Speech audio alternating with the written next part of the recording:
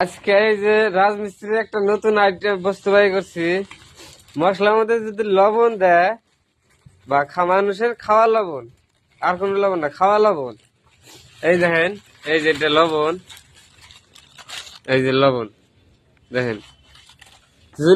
ডালের হাতে বা বালু মশলা হাতে যদি হাতে দেন ভাই, লাইভে বা ফাটতো না বা কোনো বস্তুতে পোকা চোকা ধরবো না ভাই।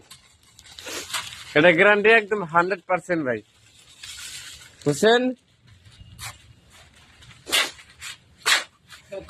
ভিডিওটা যদি ভালো লাগে লাইক করবেন, শেয়ার করবেন, কমেন্ট করবেন। এক বস্তা মশলার মধ্যে ভাই লবণ দিবেন 5 প্যাকেট ডালের মধ্যে, আর বালু মশলা দিবেন ভাই 3 প্যাকেট।